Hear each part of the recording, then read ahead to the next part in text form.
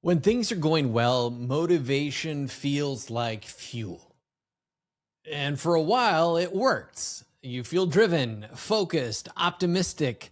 But pressure changes the rules. Deadlines tighten, stakes rise, and responsibilities stack up. And suddenly, motivation collapses exactly when you need it most. And this is why hype never lasts.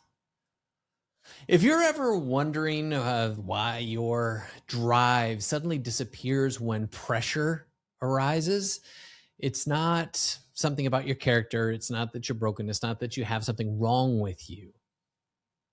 And I can relate. I'm just going to share with you just candidly. Like, I've had moments where these seasons arise and I wasn't deeply motivated. I came in with a big vision. I came in with a big dream. And for example, I'm writing this book called Neuro-Resilient Leader. I'm trying to stick a flag in the ground to say, this is who I am. And this is a category of one. This is a new way of looking at things. And so I came up with this term, Neuro-Resilient Leader. I took a term neuro-resilient has existed. That's not mine alone, but I'm making it this neuro-resilient leader to make it like the thing wrapped around all these elements of how I coach, how I've served the leaders that I've served. And in so doing, it's meaningful. It's purposeful. It's going to get me on stages, get me on podcasts. It's going to get me clients, like all these different things. And so I get really hyped, really pumped, like, yeah, let's do this. And I get into writing. And then I'd pull up some AI, whether it be Claude or ChatGPT or Gemini. And I'd put some of the stuff that I'd written in there. And then I'd like take it, look at it from a different angle, and then from a different angle, and then from a different angle. And I would start to get super, super excited about this thing that I'm making. And then my business, the pipeline for sales started to dry up because I was spending more time working on the book than I was on sales. So I went into lead generation mode and I'm like, okay, let's go into lead generation. And every time I would go into starting more conversations and starting all the sales process, and I would find myself getting drawn back to working on the book. And so the motivation I had for the book started to have precedence over the actual thing that was going to fund the book, going to fund the business, going to fund the future. And so the pressure would mount about clients, about lead generation, about like making this thing work, paying bills and blah, blah, blah. And I would find my execution falling apart. And I wasn't following some of the same systems that I used to, some of the same priorities that I used to have, even though I was highly motivated because this thing I'm doing, holy crap, I can see how it's going to change people's lives, how it's going to change businesses, how it's going to change marriages, how it's going to change parenting relationships. But yet, in this moment, these other priorities got delayed. These other decisions got avoided. And as such, like my leadership energy was leaking. I was caught in these two different brains of like, one, I'm doing amazing things. And I hear testimonies from some of my clients about what it is that we're doing together and how it was impacting their businesses and lives. And then at the same time, I'm feeling like, but why is my business not where it needs to be? Why am I not experiencing? And there's this weird duality. So the pressure would mount, but the execution didn't follow. So I don't know if this is something that you've experienced, but here's what I've learned. Motivation made me capable, but it didn't make me reliable.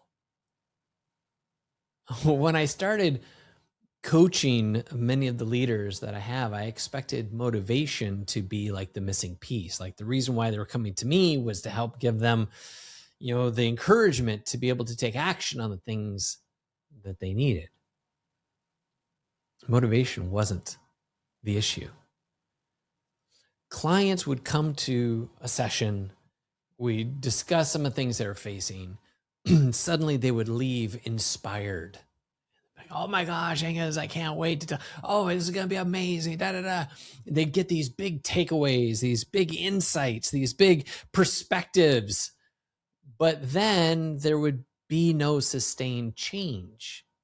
The next call, they'd be like, oh, well, I can't understand why I didn't do this and why was it.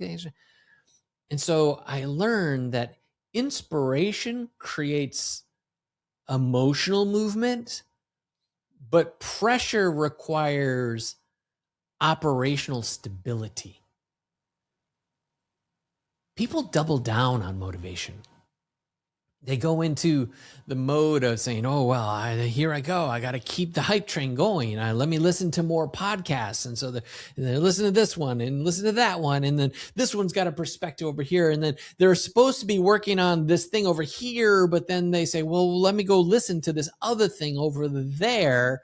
And in the multitude of all the voices, they get themselves lost in all the different perspectives and all the different possibilities. And then in that becomes more confusion. And so then they go listen to another podcast to get them out of the confusion. And in all of this, they get all this hypey, or maybe like me, they jump into AI and they start having a little chat about how about this? And then what about this? And what if we do it like this? And what if I change my LinkedIn profile to be like this? And then what should the headline be? And we like nip and tuck and tweak. And then we create all of these different motivational pieces in amongst of what we think is productivity, what we think is movement, what we think is progress. And actually, we're completely distracted from the systems and the methodology that create the outcome and results we desire. And so we create more hype, but then comes more urgency, then requires more self-talk, which requires more motivation, and it doesn't work. All of it creates this narrative until the responsibility increases. Look, pressure doesn't care how inspired you are. Motivation is not an emotional fuel, but pressure is mechanical. It's methodical. What's the word? Methodical. That's the word. It needs structure. It needs systems. It needs consistency. Motivation helps you start, but structure helps you continue. It helps you finish. One is mood-based. The other is load-bearing. It can carry the weight of the pressure. And this realization cost me a lot. I had to stop waiting to feel ready for some of the things I needed to execute on. I needed to stop trusting the motivation with actual outcomes that matter. And that's uncomfortable for high performers because we're used to the drive being our edge. We're used to that forward momentum, like, we're going to go through this. And I stopped asking, how do I stay motivated? And instead, I started asking myself, what holds when motivation disappears? And that question changed how I work, how I decide, how I lead. And if the pressure for you is exposing cracks in your momentum, it doesn't mean that you've lost your edge. It means that your system wasn't built for the level that you're at now. That this is what you're experiencing. I've got some tools for you, some tools that you can check out down below in the description down there in the summary or whatever. And there's some links down there you can follow. But before we jump in that, I just want to leave you with this. When I look at some of my clients and the work that they've done, the work wasn't about the hypey. It was about creating new systems that produced new identity, systems that produced more proper activity, systems that created the kind of leadership that allowed them the kind of life that they desired. So if I were to underscore this, I would tell you that there is a place for a piece of hype, a piece of belief, a piece of motivation. But the motivation will not carry you. Again, it only gets you started. Let the motivation feed the systems and support of your growth, of your scale, of your team, of your time. Systems support and sustain. Motivation does not. So, what did you like about today? What did you need to hear?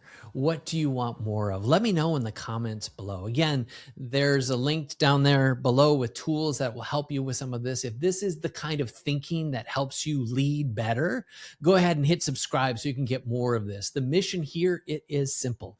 10 million leaders, 10 minutes a day to become a 10.0 version of yourself. And decide today if you're going to be one of them. I'll see you next time.